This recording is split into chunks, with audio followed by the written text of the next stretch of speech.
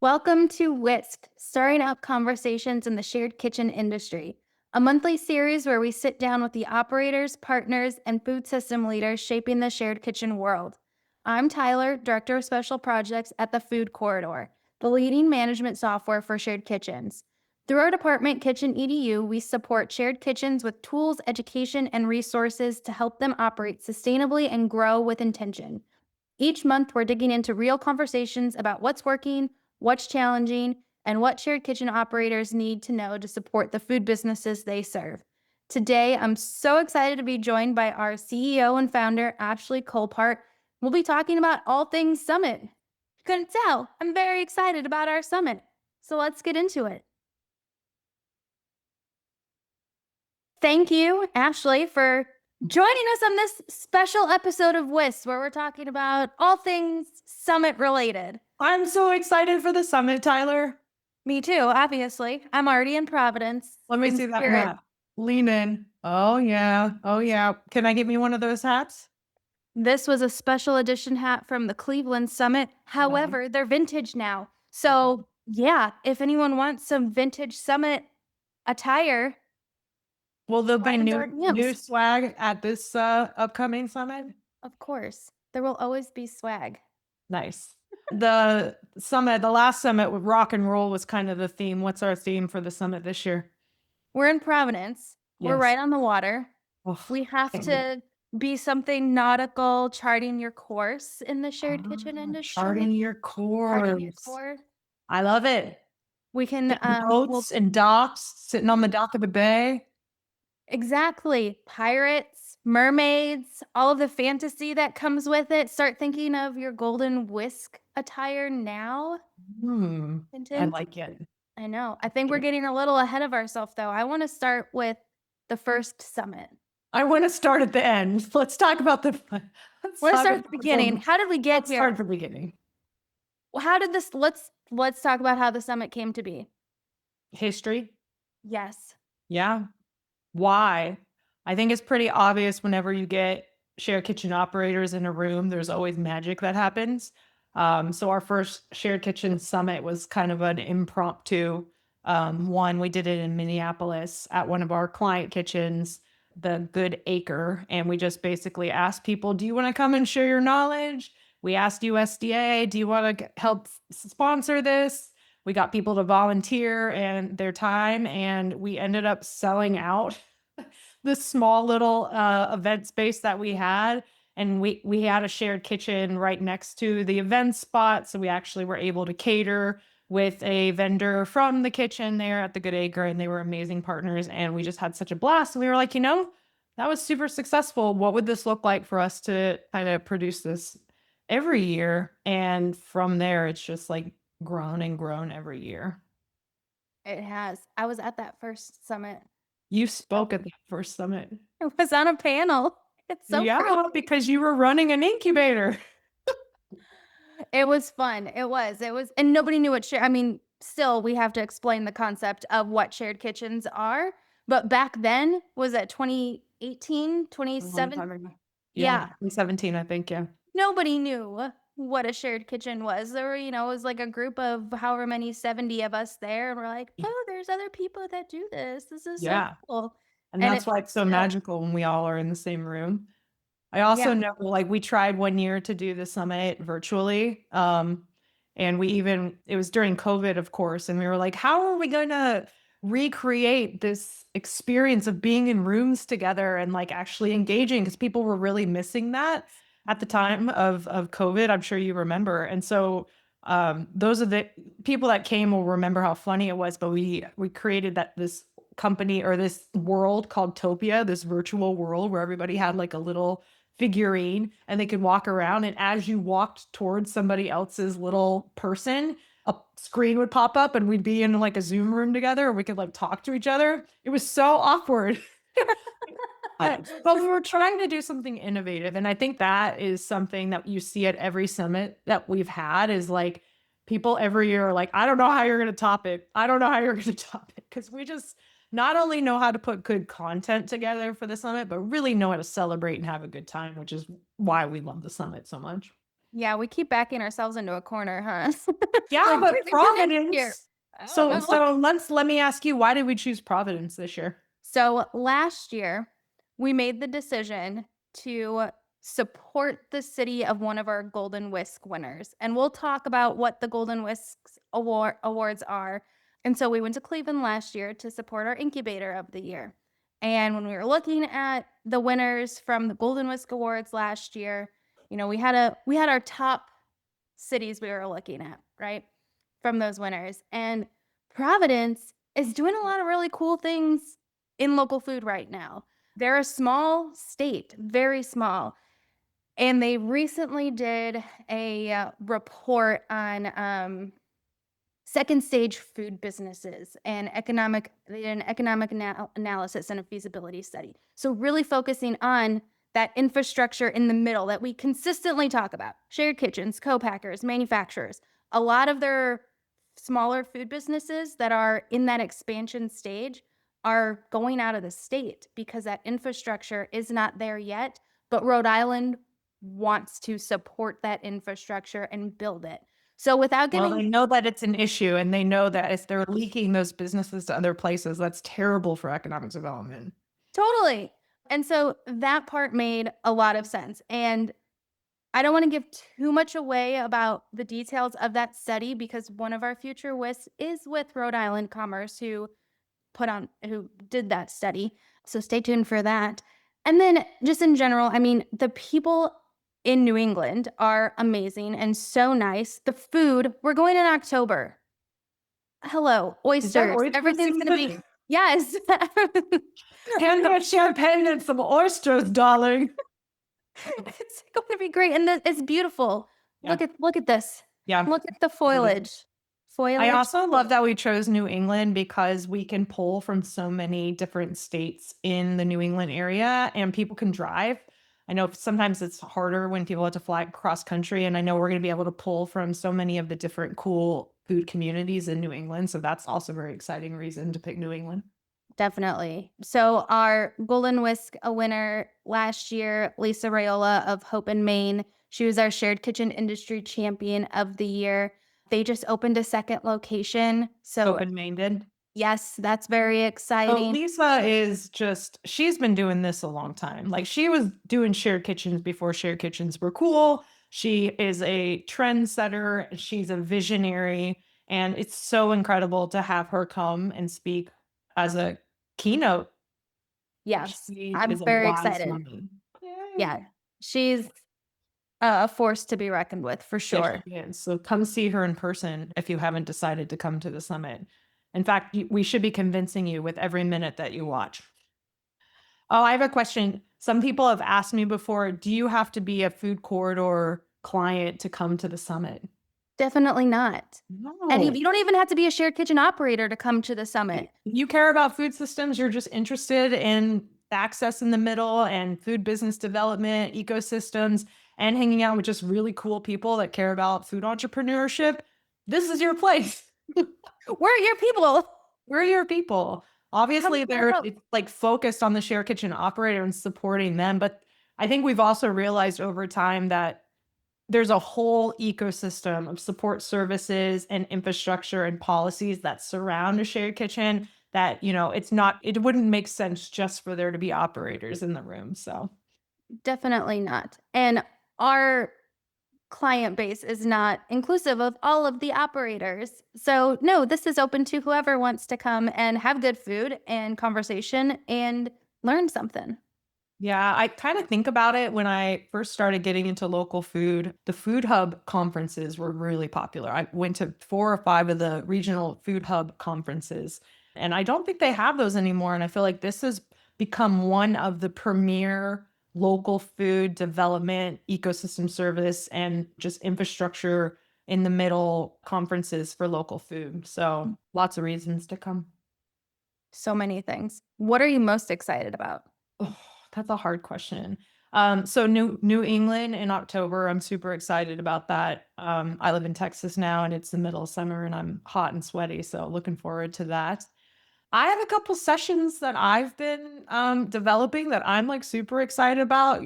Sometimes this is a little bit of a passion project for me, but One of the sessions is on the emerging food freedom laws across the country. So we Mm. have cottage foods bills, we have tamale bills, we have the micro home enterprise kitchen bills.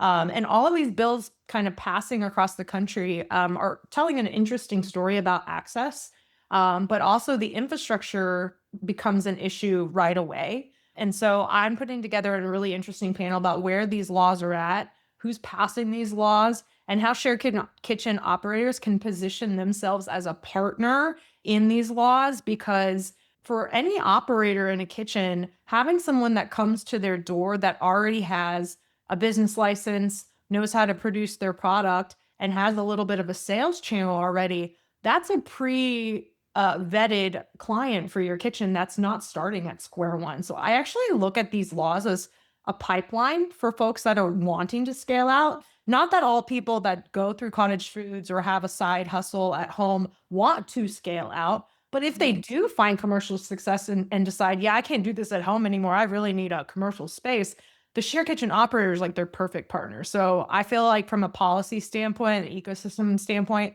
that session that I'm pulling together, that's one thing I'm pretty excited about. Yeah, that's going to be a really timely, because these things are happening in real time. I mean, we're going to be tracking this right up until the summit. And you're right, it's a pipeline. These people already have their recipes nailed down. They already know who their market is. They have sales channels. And if they're looking for a shared kitchen, they're ready to go, to grow. Those are the type of renters that you want in your kitchen. That's They're right. motivated. Yeah. And I also think there's a lot of ways that shared kitchen operators can start connecting with those people before they're ready to scale up by promoting their classes or promoting their serve save classes and things like that, or just connecting with them around the ecosystem services kitchens offer before they need a commercial kitchen space. And then you're just building relationships with the sellers and the makers in your community, which I think all kitchen operators are looking to do that. Definitely. What are you most looking forward to since you're on the planning committee? Oh, it's so hard because, okay, I've been reviewing catering menus for the past couple of weeks. So the food, the food, the food.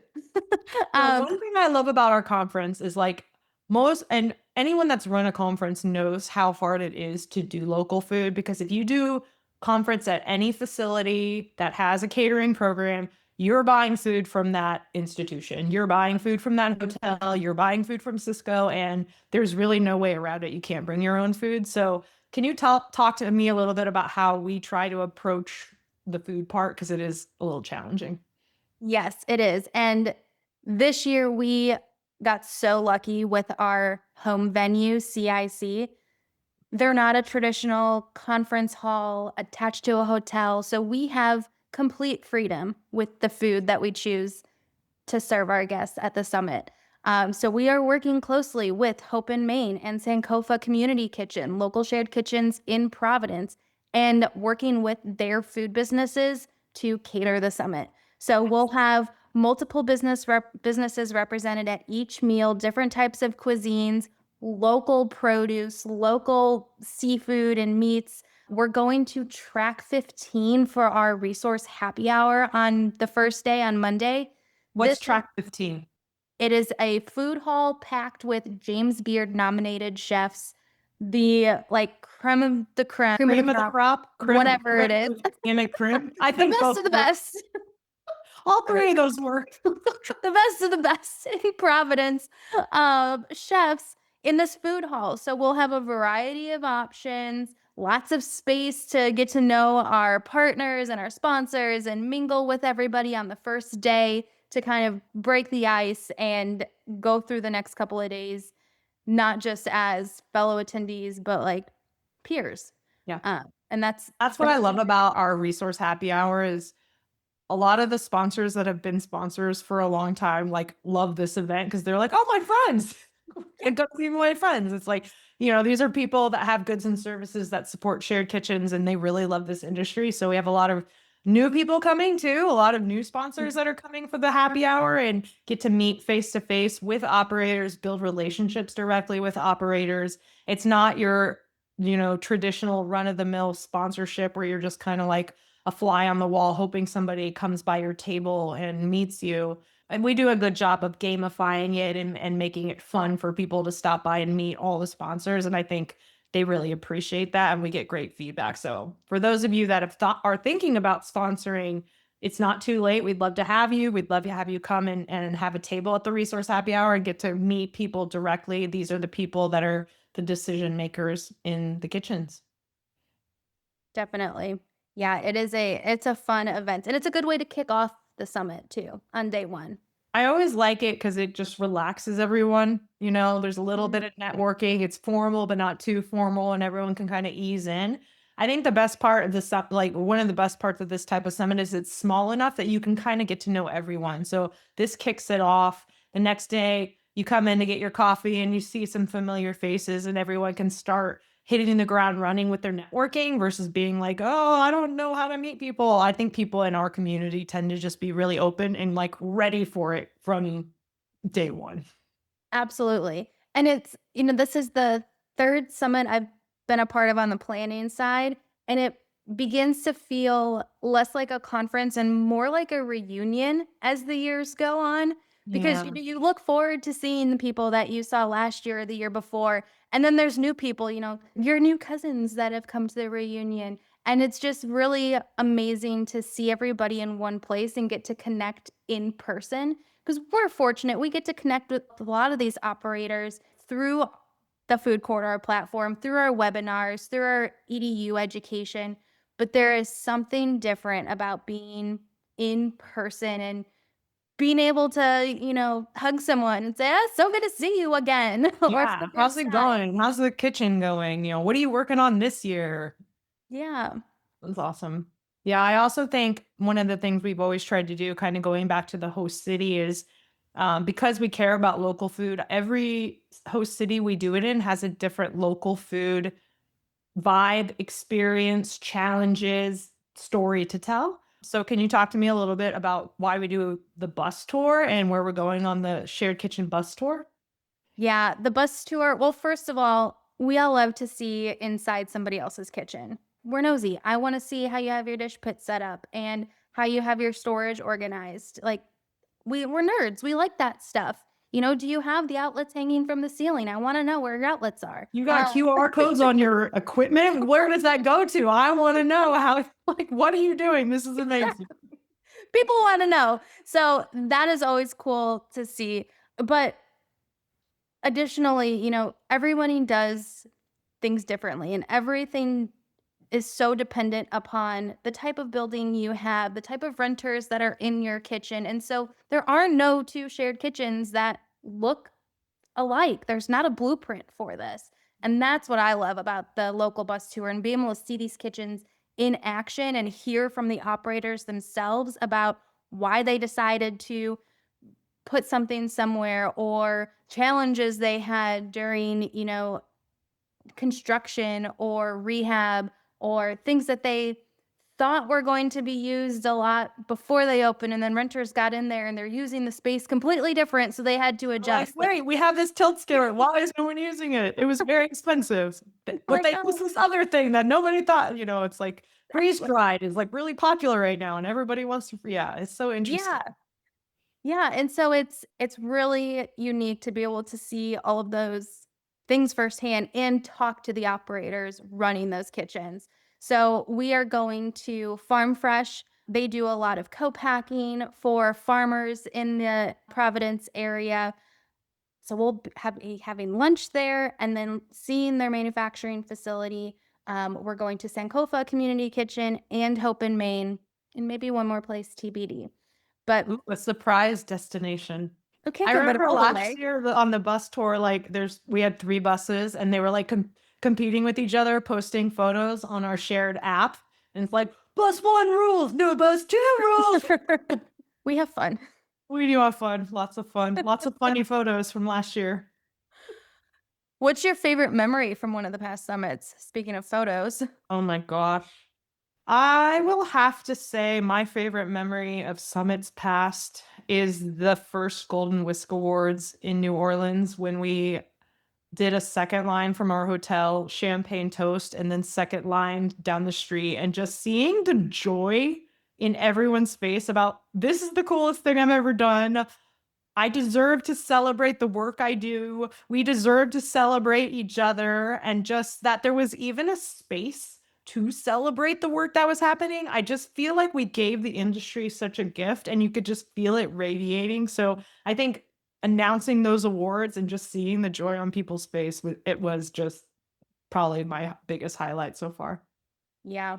I think I cried multiple times that Yeah, night.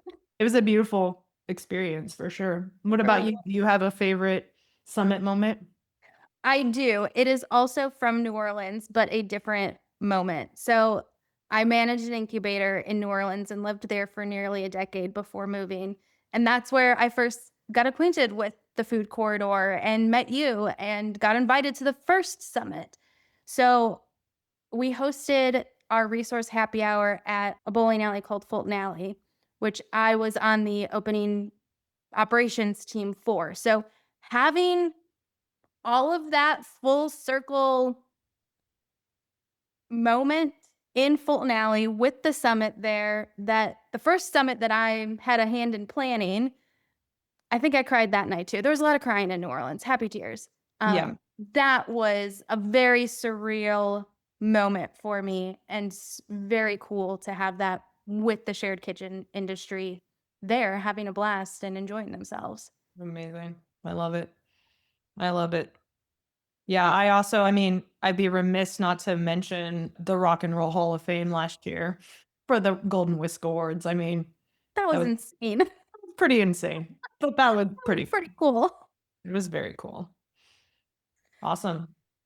So we have, before ticket sales go on, before we start ticket sales, a lot of times we start talking to people about how they can encourage their nonprofit or their kitchen to support them attending the summit in their budget, in their annual budget, as a way to invest in the kitchen and invest in the success of the kitchen.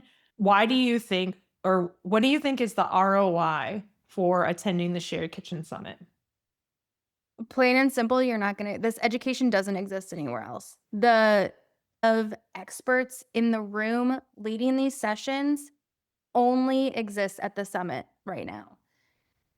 It is better to spend the money to attend an event like this, make the connections, than make those costly mistakes later because you didn't learn something at the summit, because you didn't talk to an operator who had been there before and had made that mistake. Those mistakes not only cost time, they cost money, they can cost your reputation as a kitchen. So learning all of that from people who have been there before is invaluable. Totally. I also think, like, the people that you meet that become not only your friends, but your mentors, having a Rolodex, is that an old word? Do people use Rolodex anymore? I'm on Rolodex.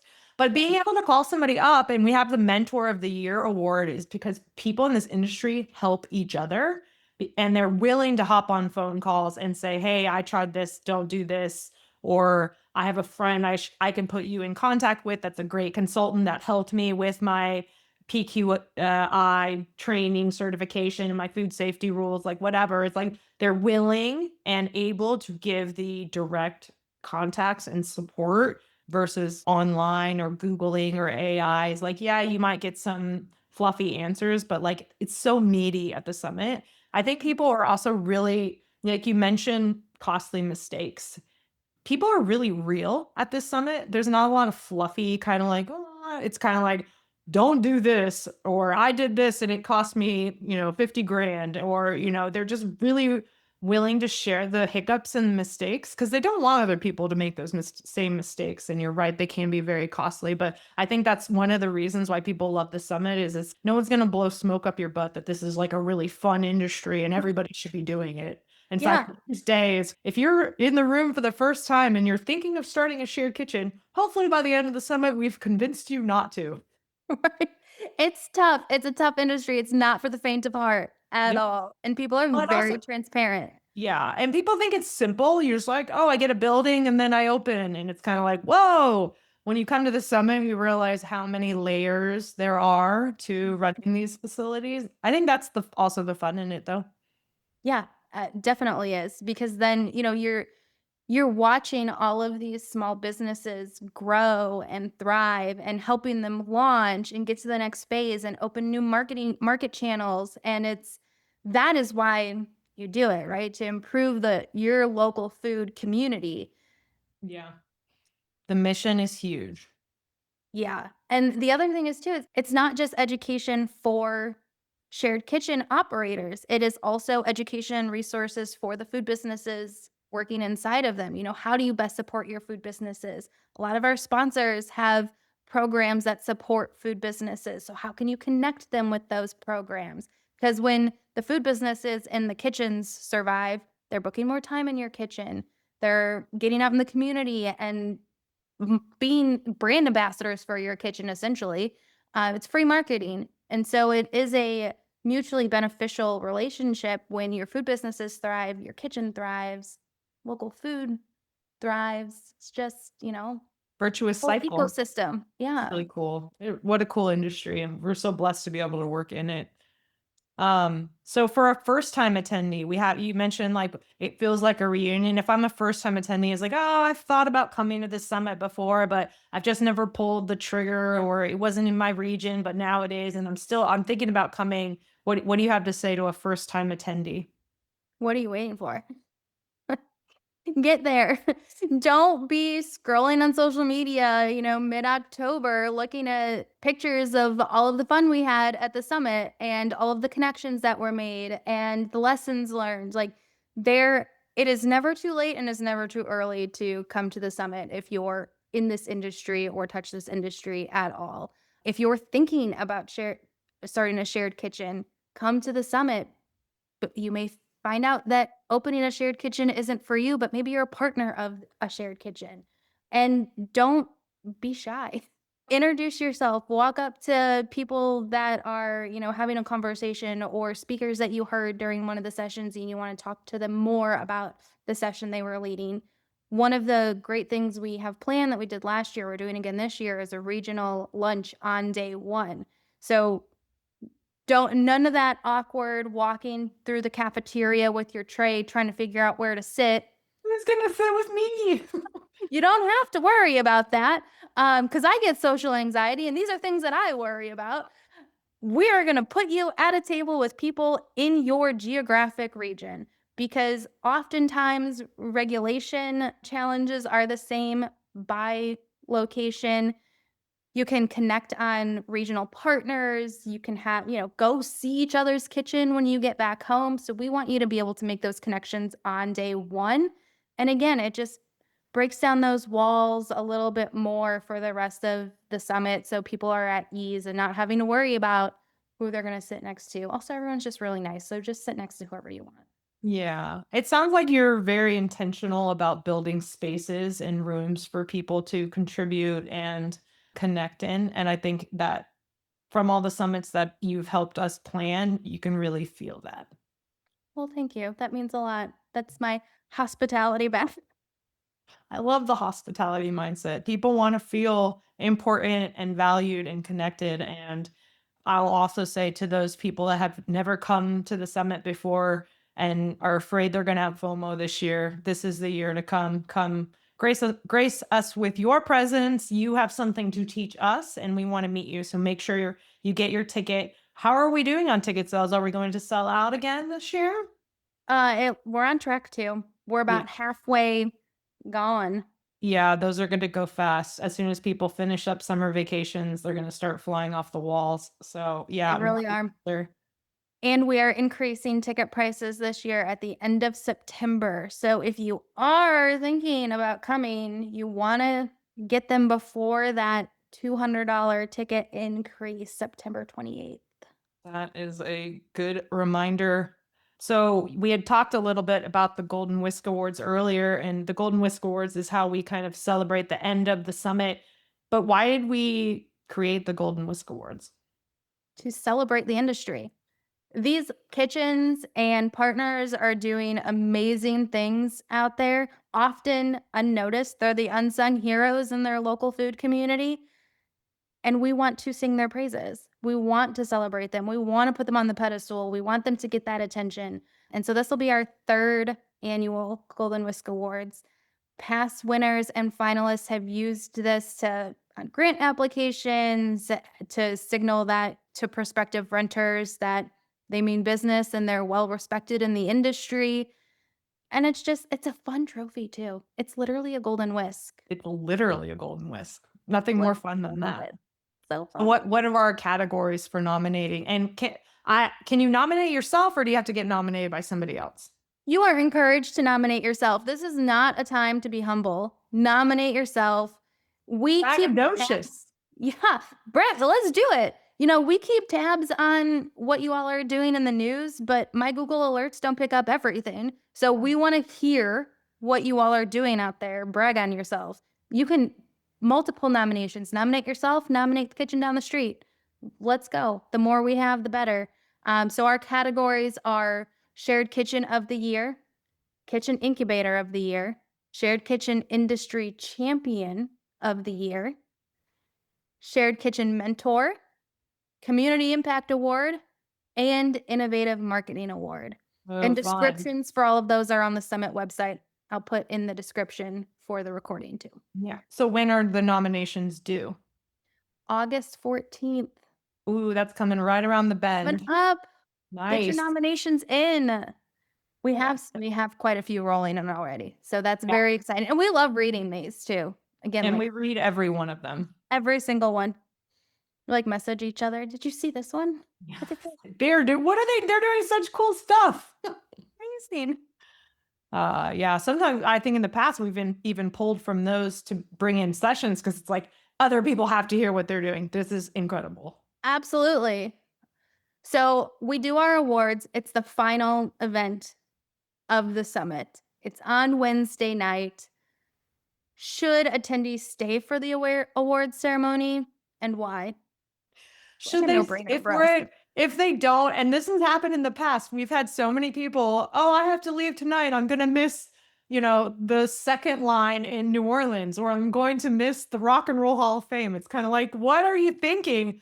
No, you have to attend this event. It is the most fun you'll have all year, and there's photos and videos that can attest to that. It's a magical moment for us to celebrate with each other, so if you were thinking about leaving before the shared kitchen or the Golden Whisk Awards, then I'm sorry for you.